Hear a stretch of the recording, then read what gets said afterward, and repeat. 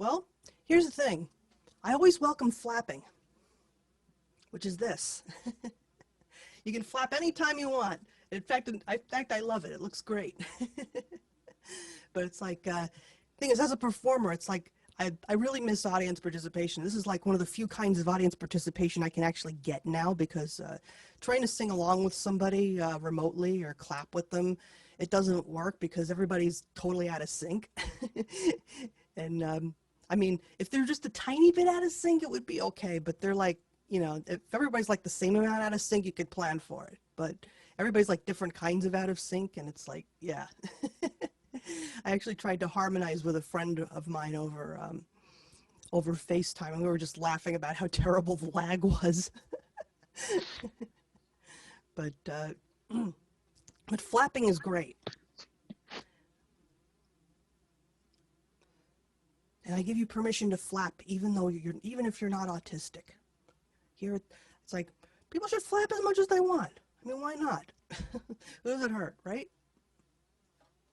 So, I actually, right. I got to remember to look at the camera. Chris just reminded me that the camera's over there. So, maybe I'll start with this. Speaking of flapping. All right. So I was just talking about flapping, right? So, let me tell you something about flapping. I was at a coffee house at some point last year, I think it was, and guy comes up to me and he says one word, autism, because I've been known to let it slip that that's how my brain works. And so I said, yeah. And he said, that's depressing. And I said, not for me, it isn't. See, it's all in the framing. You can have fun with your brain being a different kind of a thing. So, in my hand, which likes to flap, asked me to write a song about it. And since I depend on my hand to do a lot of things, I thought I would do it this favor. Well, I write better than I talk, and I sing better than I play. So I thought instead of making a speech, I'd tell you all about it this way. About how I get so excited when I'm up here singing a song. That sometimes my hand feels electrical zapped, and I wind up playing it wrong. That's autism for you, baby. My hand is whatever it is. If it wants to flap, I'll let it. And it kind of looks like this. Except when it looks like this. Or this. This is stuff my hands do. When I get a chance to sing for you. This is the stuff my hands do. When I feel it hard, I gotta let it loose. This is the stuff my hands do. When I get a chance to sing for you. This is the stuff my hands do. And if you feel like you can do it too, let's see some flapping. All right. Yeah, there we go. That's right. I used to keep myself clenched up so hard, trying to keep my hands still, thinking I could make myself stop by sheer force of will. But my hands knew me better than I did. They said, please, please let us move. So finally one day I gave in and I let myself get soothed by the rhythm of my hands, going up and down or side to side. No more embarrassment or shame. Now I flap with pride, yeah. This is the stuff my hands do. When I get a chance to sing for you, this is the stuff my hands do. When I feel it hard, I gotta let it loose. This is the stuff my hands do. When I get a chance to sing for you, this is the stuff my hands do. And if you feel like you can do it too, well, technically you don't have to be autistic to flap. But I have to admit, it does help. Anyway, no more fingers in my mouth, no more chewing on my nails, no more spending all my days feeling like I'm in movement jail. This is the stuff my hands do. And who do I harm if that's true? This is the stuff my hands do. They're here to show you something new, here to show you something new, yeah, this is the stuff my hands do. When I get a chance to sing for you, this is the stuff my hands do. When I feel it hard, I gotta let it loose, this is the stuff my hands do. When I get a chance to sing for you, this is the stuff my hands do. They're here to show you something new, here to show you something new, here to show you something new. This is the stuff my hands do. Woo!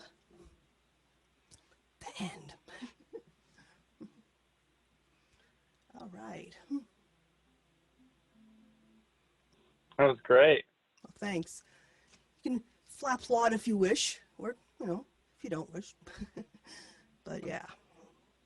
So this is a song that, okay, before I go into that, let me tell you about when I was in my 20s, and my teens and my 20s, I used to try to pursue music. And, Hey, Emily won't be joining us today, Emily Bremen, uh, because she lost her uncle the other day. So, she what? I'm sorry, so, you broke up, Eddie. so her uncle died Oh, last no. week. Ah, Emily jeez. Bremen. So everybody needs to send condolences to her or something, or a Yes. card or something. Yeah, I'm sorry to hear about that, Emily. But anyway, so I tried to do music in the old days before I was diagnosed. I tried to do music, and let's just say that I could not navigate the social environment involved. It's like I had no idea how to be cool. I mean, I saw what other people were doing, and I was just like, "That's what I'm supposed to be doing?" Yeah, I just couldn't. Yeah, it's like I just couldn't make the pieces fit. And in those days, in those days we didn't have the technology that we have now, that would enable you to do a broadcast from your home, or for the average person to have a recording program on their own computer that would let them make the sounds that were in their head instead of trying to explain to people what they wanted, because I was terrible at that. But so maybe I wasn't a recording artist for the 70s or the 80s or the 90s. But maybe I'm a recording artist for today.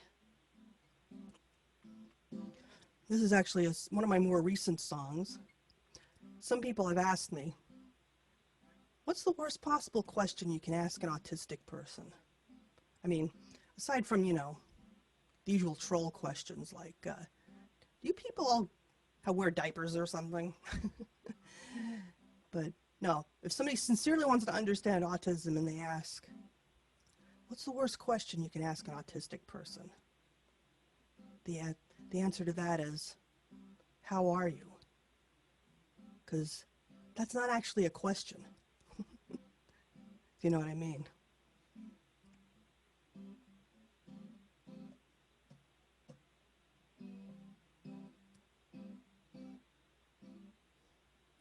You've seen me around this place once or twice, and you talked to me, and you thought I seemed nice. So when you see me, you stop, and you ask me, how are you? Well, that's a question with no answer, and we're all supposed to lie. But no one ever believes me, even though I try to say I'm doing great, but not so great you can't relate. So from now on, if you ask me, this'll be my reply. Well, since you asked, I sleep like Elvis, and I sing like a Siamese cat, and I probably should be doing the opposite of that. And I never did fit in, not even in a loony bin. And how are you? How are you? How are you? Oh, and by the by, I suck at building self-esteem and I flaunt serenity. So how are you with breathing next to someone like me? I don't want to be scary to talk to, just scary to abuse. And how are you? How are you? How are you? Oh, just kidding. I'd never say that out loud. I'd rather you thought I was one of the crowd. Isn't that the whole reason people ask, how are you? Oh gods, how am I what? How's my what? There's 3 seconds to sort through all the data I've got to find one thing you'd find fascinating. But I'd be fascinated, believe it or not. If someone said, well, I sleep like Elvis and I sing like a Siamese cat, and I probably should be doing the opposite of that. And I never did fit in, not even in a loony bin. How are you? How are you? How are you? Oh, and by the by, I suck at building self-esteem and I flaunt serenity. So how are you with breathing next to someone like me? I don't want to be scary to talk to, just scary to abuse. And how are you? How are you? How are you? Oh, oh, oh, so many conversations all at once, not one of them for me. They're not in the market for that kind of honesty. They want a polished, self-edited authenticity. But what are you gonna do? Some people hate kittens too. And speaking of that, well, I sleep like Elvis and I sing like a Siamese cat. And I probably should be doing the opposite of that. And I never fit in, not even in a loony bin. And how are you? How are you? How are you? Oh, and by the by, I suck at building self-esteem and I flaunt serenity. So how are you with breathing next to someone like me? I don't want to be scary to talk to, just scary to abuse. And how are you? How are you? How are you? Hand me the mustard, I think I'll fly a kite. The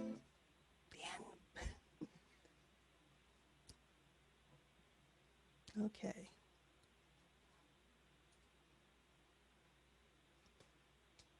So I think I'm going to try a loop on this one. So my voice is going to sound a little bit different because I'm not going through the chorus pedal when I'm making a loop. But this is a song that I wrote about Nikki Bacharach. I actually teach a class on autism to service providers. And one of the things in the module was a section on Nikki Bacharach, who was the daughter of Burke Bacharach and Angie Dickinson. She was one of the first autistic people that I had ever heard of, who was somewhere around my age. And she didn't make it. You know, she made her exit before we could make the world a better place for people like us. And I originally had in the module, I had this kind of all this spoken material, and then my friend who arranged the class said, well, why don't you do a song about it? I was like, I could do that. So then I wrote the song and I played it for some of my friends and I told them it was for a class for service providers and they were like, no way, you are not limiting that to service providers. That is for our community. We need to have that. I was like, okay. This is called Heavenly Noises.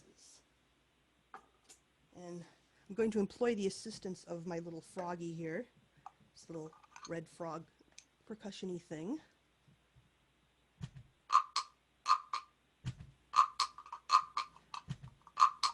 There we go.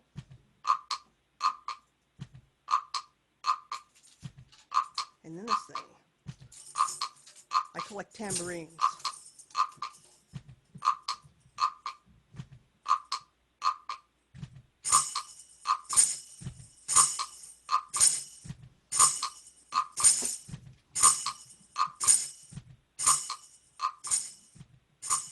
Okay.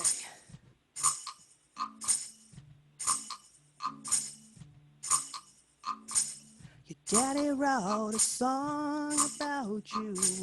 The song had no words. Your mama was a beauty icon. You were an exotic bird with feathers and colors like nature had never seen. But when the other kids saw you coming, they'd run away and scream. Your daddy's melodies thrilled millions. Your mama won a Golden Globe. But people would never like you. That's what you were always told. You said, I can't cope with my purple. They tried to get you to stop being so weird. You lived in fear, and then you disappeared before the world ever got to hear your heavenly noises. Ba-dum-bum-bum, ba-dum-bum-bum-ba. Ba-da-dum-bum. Heavenly noises. Ba-dum-bum-bum. Ba-dum-bum-bum-ba. Ba-da-dum-bum. Heavenly noises.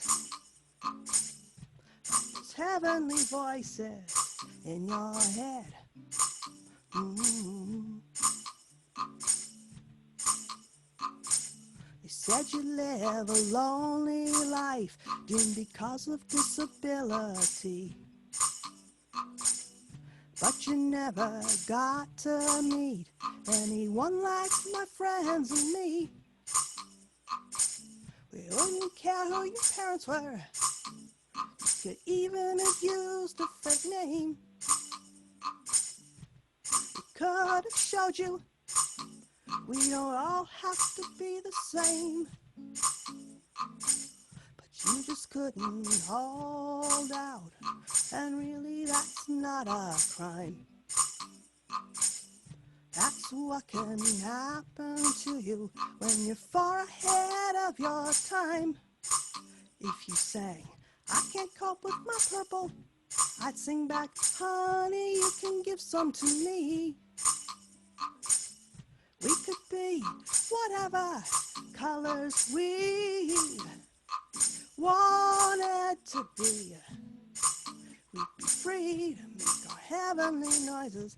Ba-dum-bum-bum, ba-dum-bum-bum-ba. Ba-da-dum-bum.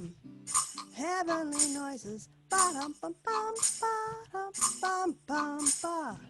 Ba-da-dum-bum. Heavenly noises. Like those heavenly voices in our heads. Oh. By the time you were 40, you gave up, but it took me until I was 50, that's right, before I got all the good stuff. Mm-hmm. That's what life can be like for us. We don't always run on time like trains, but we're making some room in the world now for some different kinds of brains. We don't have to live in shame. We can transform all our pain into heavenly noises. Ba-dum-bum-bum, ba-dum-bum-bum-ba. Ba-da-dum-bum. Heavenly noises. Ba-dum-bum-bum, ba-dum-bum-bum-ba. Ba-da-dum-bum. Heavenly noises. Like those heavenly voices in our heads. Oh. Ba-dum-bum-bum, ba-da-dum-bum. Thank you. So,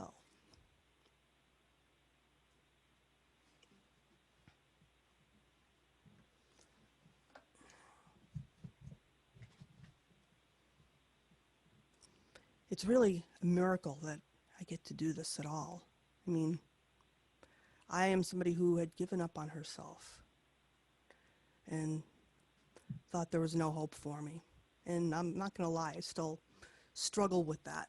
But I have more good days than bad ones now, which is a wonderful thing. And I think having music as an outlet has something to do with it. I think I'm a much nicer person to be around if I do my music. It's like, when I wasn't doing music, I was feeling pretty depressed. And I think a lot of that had to do with how I thought people were receiving me or not receiving me. And to be honest with you, I am terrible, absolutely terrible at knowing what people actually think of me unless they actually tell me to my face. And I'm sure that I can trust them. So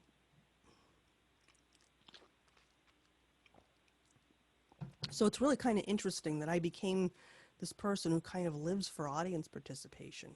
And because it took me until I was 50 until I knew that that was something I was allowed to want at all.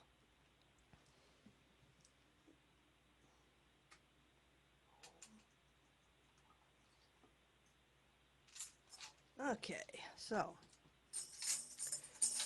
this is a song I wrote called Positive ID, which is about Presuming competence. I'm sure that's a subject near and dear to all of us, right?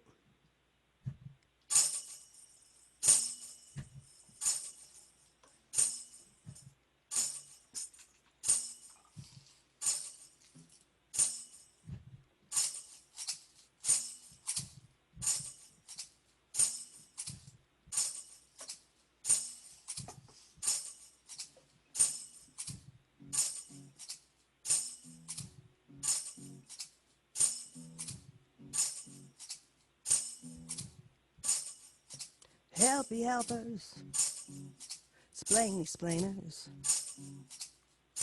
I don't mean to be a complainer.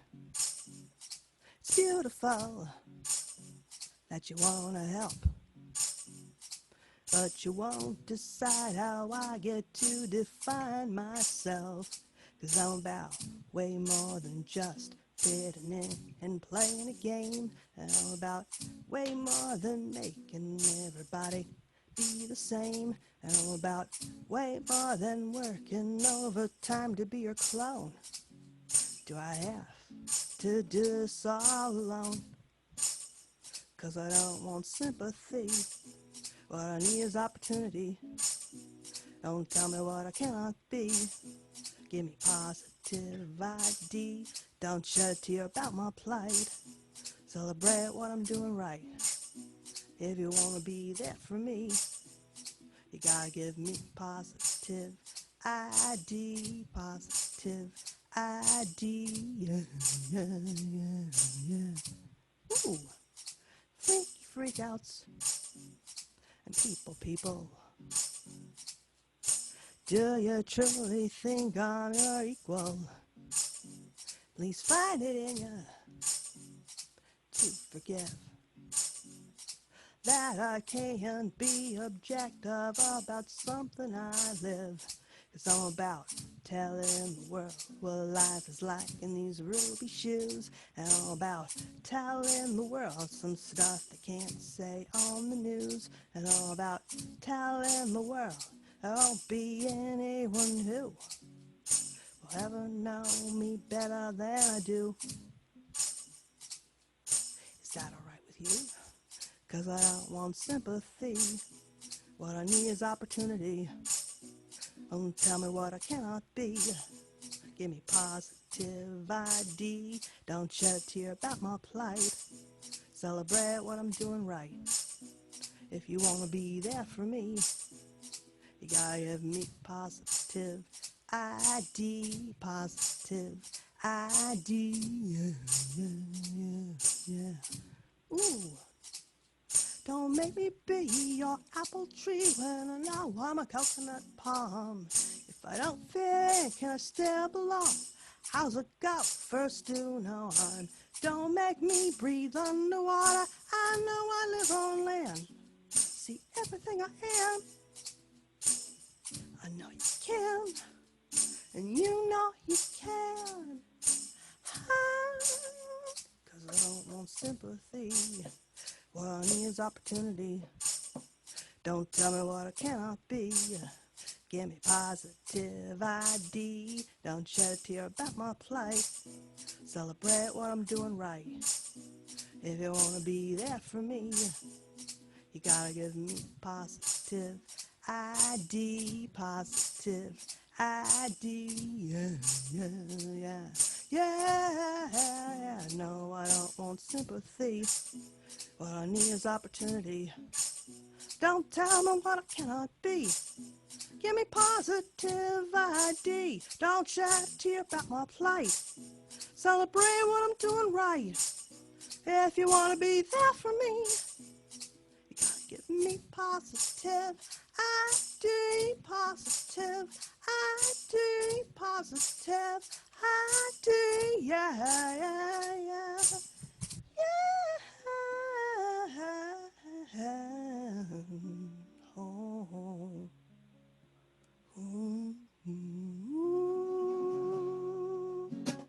Thank you.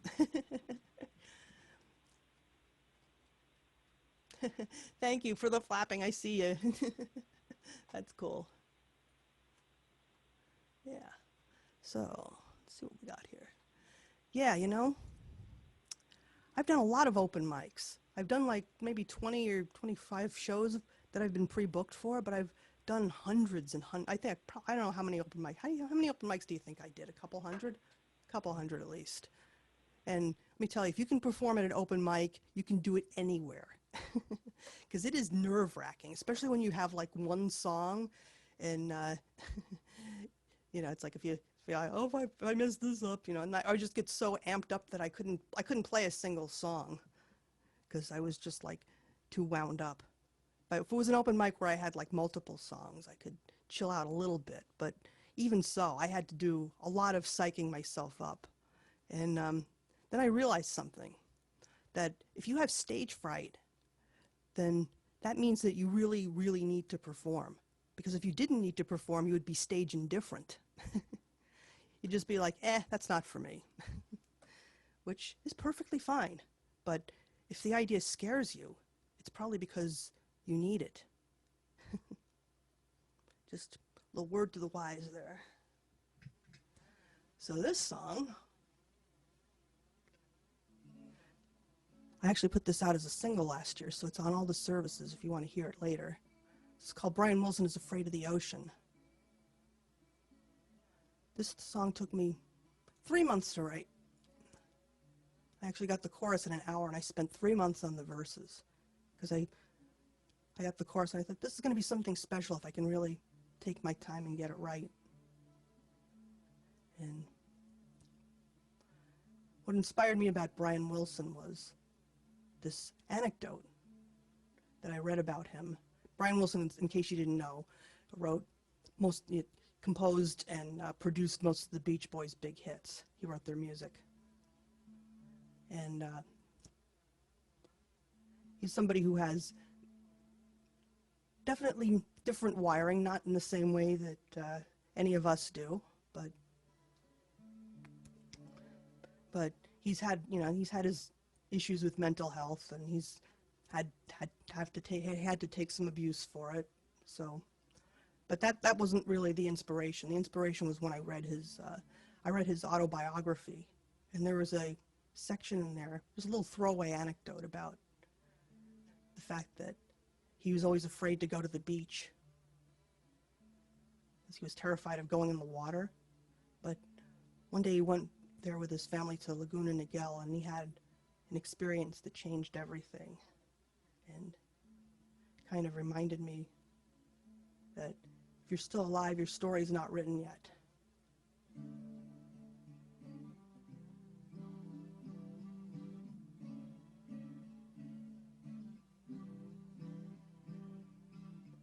I used to go to Venice Beach in the winter with a thrifty ice cream cone in my hand. It was hard not to think about the Beach Boys while watching Rocky Road drip onto the sand. Those songs made everyone so happy, except the guy who composed most of them. You'd never have caught him dead on a surfboard unless it went through hell and back again. They told me Brian Wilson is afraid of the ocean. He hates the beach. No, seriously. It's so obvious to everyone who knows him. But he said it in his autobiography. Oh, oh, oh, oh, oh, oh, oh, oh, I went to Los Angeles to look for my brain. They say it's always in the last place you search. All my sound files always wound up in the round files. Didn't know what I was doing on this earth, but I never got sold down the river by my father trying to bleed me dry. Never had a shrink take over my whole life. My shrink taught me to ask myself why it is that Brian Wilson is afraid of the ocean. He hates the beach. No, seriously. It's so obvious to everyone who knows him. Plus he said it in his autobiography. Oh, oh, oh, oh, oh. Oh, oh, oh, oh, oh.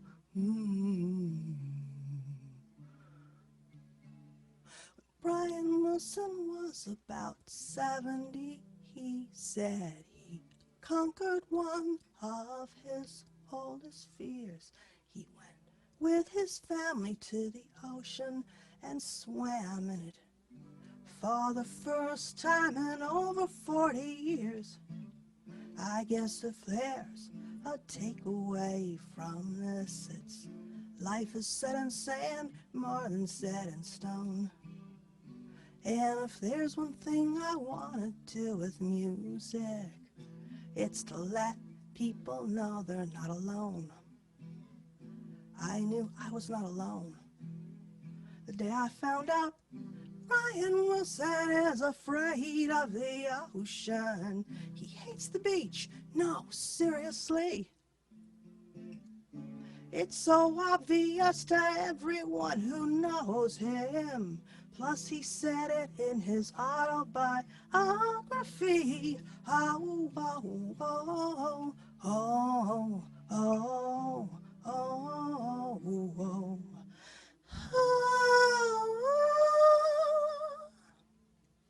Thank you. So let's see what we got here. Beth says, you have incredible wisdom, Andee. Beth, thank you so much. I really appreciate that.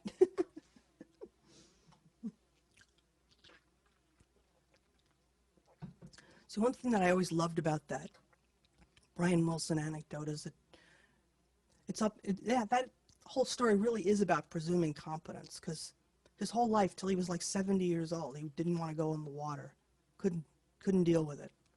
But he did love the sand. He actually had his piano in a sandbox in his house when he was at the height of his fame. So he loved the sand, but he was afraid to go in the water. But he actually faced it down on his own terms. Nobody forced him to do it. He came to it himself, and I love that. So let's see. Yeah, okay. I'm going to do something a little different here.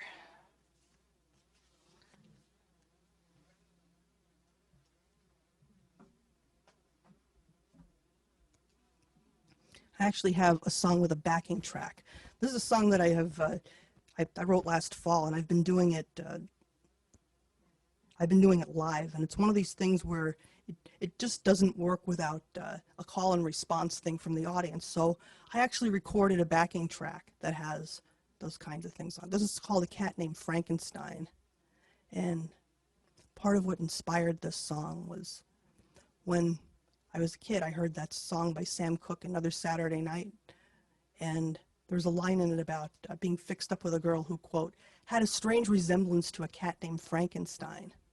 Now, I was a kid and maybe a little literal-minded, so I was thinking, wow, there's actually a cat named Frankenstein? That's really cool. Does she look like she's made out of parts of all different cats? And then I found out that he was really talking about a girl not being attractive enough for him, and I was just like, I think I like my version better. So all that time it kind of stuck, and then this thing fell out one day. So here we go.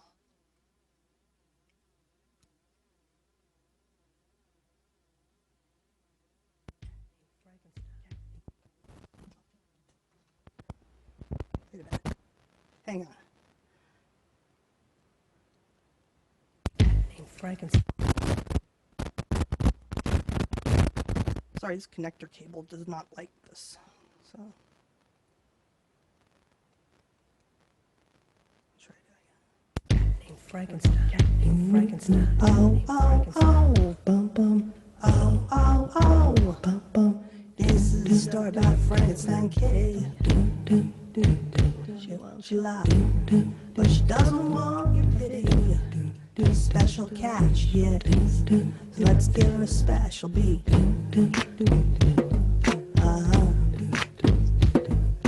Frankenstein kitty says, if you don't love me, there's something wrong with you. I got no choice but to believe that after all that I've been through. If I don't steal your heart, then you don't have a heart to lose. If you don't love me, there's something wrong with you. Oh, oh, oh. Oh, oh, oh. Little kitty cat named Frankenstein. Don't know what I look like, but I feel fine. Got a missing paw and an ulcerated eye, but I healed up long ago. Oh, oh, oh. Oh, oh, oh. Put together by someone stone, patchwork cord and random bones. Now I need someone to take me home. How could you say no? Oh, oh, oh. Oh, oh. You don't love me. There's something wrong with you. I got no choice but to believe that after all that I've been through. If I don't steal your heart, then you don't have much to lose. If you don't love me, there's something wrong with you. Oh, oh, oh. Oh, oh, oh. Oh, oh, oh.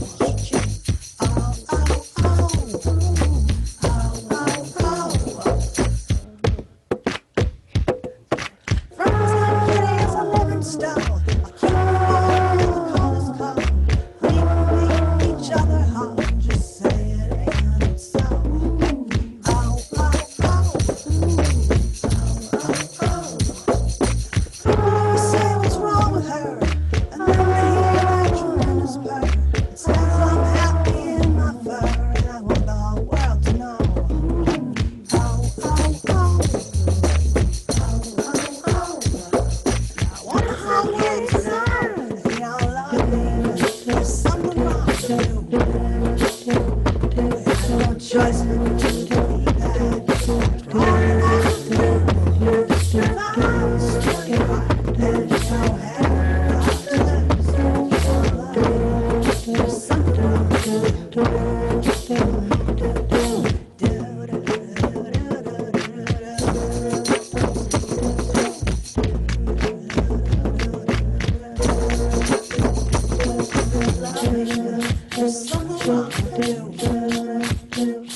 I had no choice but to believe that.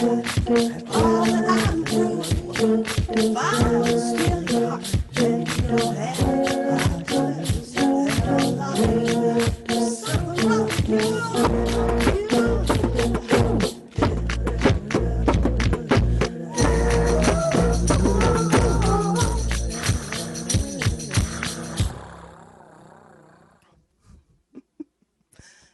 That's a fun one. So, I got two more songs left here.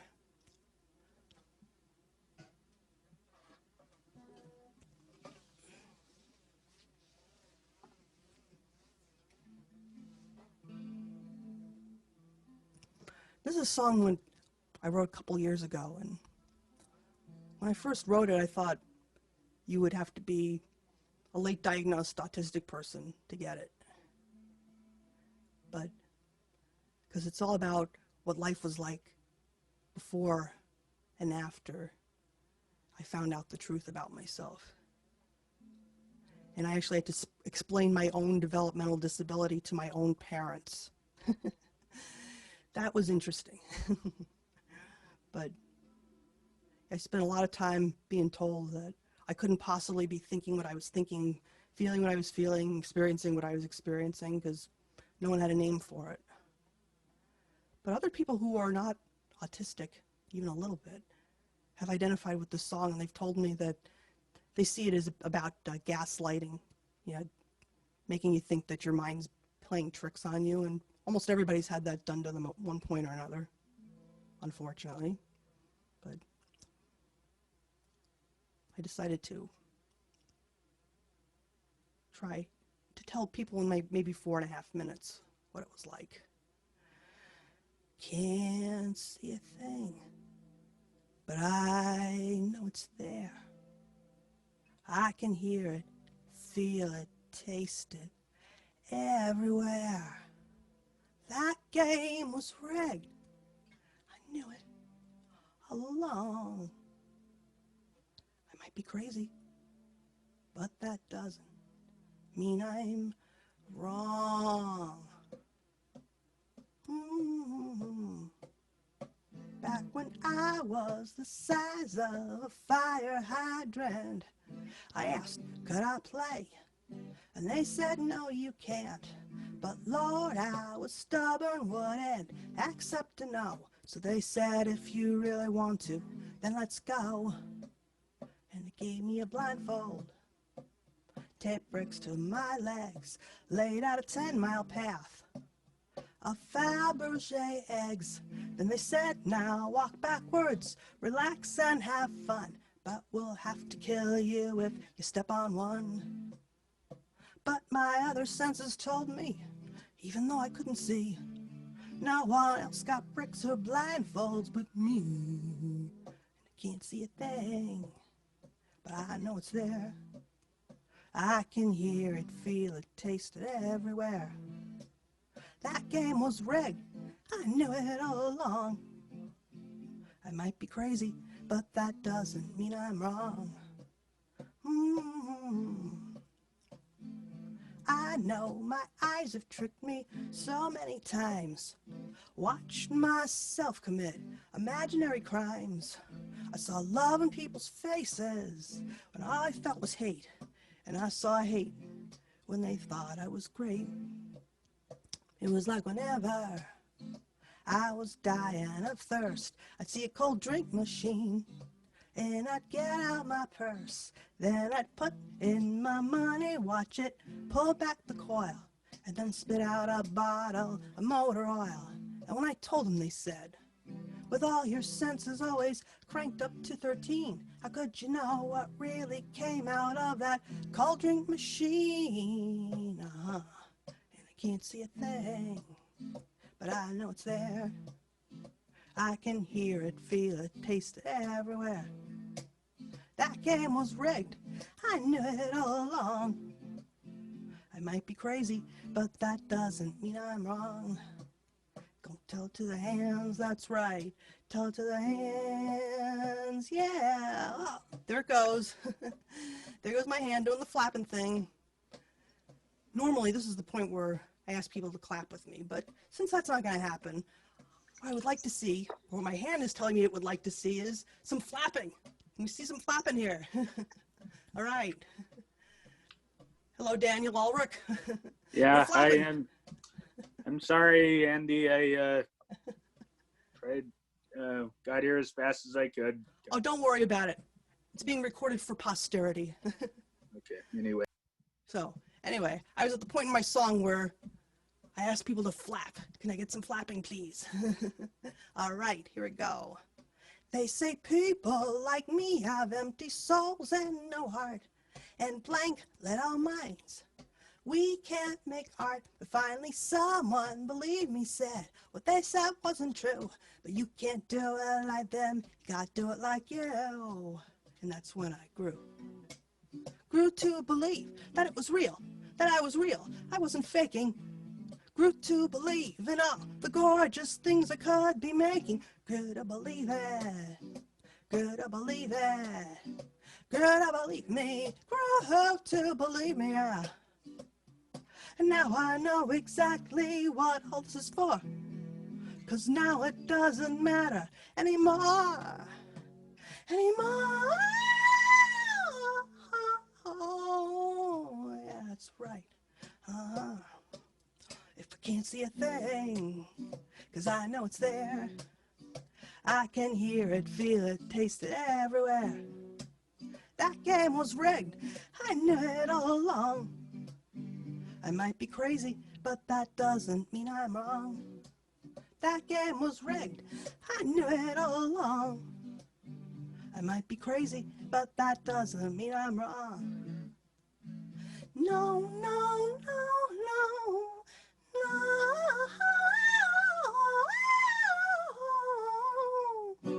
Thank you.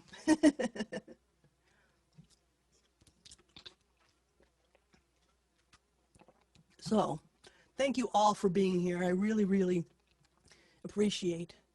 I really, really appreciate you taking the time on a beautiful Saturday afternoon to park your souls on Zoom and watch me, listen to me do this. It really helps at a time like this. You know, performers need to be heard, be seen, and you're giving me that chance, and I'm really grateful. So, got one last song here, and it involves a kazoo. You'll find out when, but this is a song that I wrote last year, but it actually seems to be of particular relevance now that, you know, we're sheltering in place and stuff. But sheltering in place is always more pleasant when you've got somebody in your life who you get along with, you know, because you can love somebody and not be able to get along with them when you're sheltering in place, believe me. I have had that experience, but my partner is a great person, and none of this would have been possible without him. This is called Ice Cream Antisocial. I dream of an ice cream and a social, just you and me. No local yokels, we'll each bring our own Ben and Jerry's, feed each other lines from Spinal Tap and strawberries. What sweeter way to lick the blues? It won't even matter whose spoon is whose when I have my dream ice cream in a social with only you. Do, do, do, do. Okay, here comes the kazoo.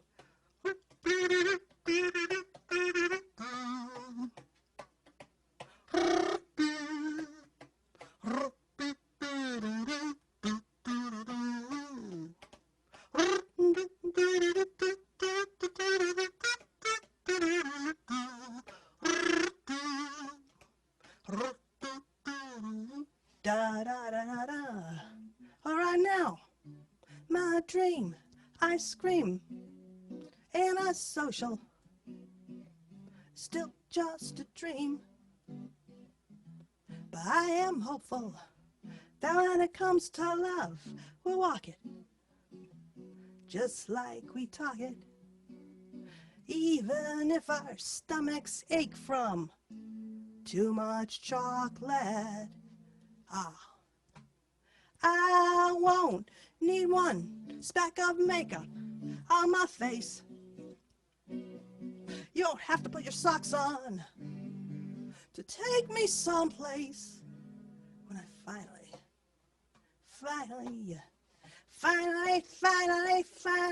la da da, da da da, have my dream ice cream and I social with only, yeah, only you do.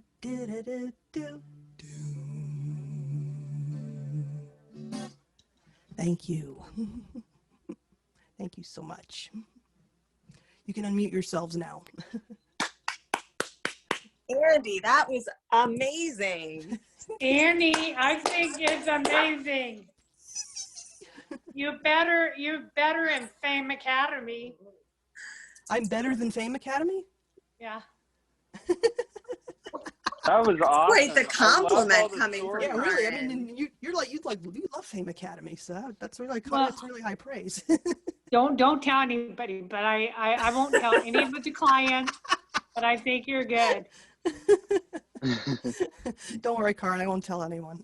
I think they get too, you know. But yeah, I really appreciate you guys being here for me. And Honeybee does too. I love Oh. you guys. And love you too, and we love you, Honeybee. You're a Okay. good girl. So. Well, I think this was awesome, and we should definitely do this again, Andee. I think that was great. Well, thank And you. can I play it too, Beth? Of course. Oh, but yeah, we'll Okay. do like a talent show, and everybody will have their 5 minutes to show Right. off. Yeah. And you're really great, Beth, too. Thanks. Beth We'll is- keep this. Thank you, Andee, for doing this. Thank you. Well, thank you, Eddie, for giving me the Thank chance to do it. Annie.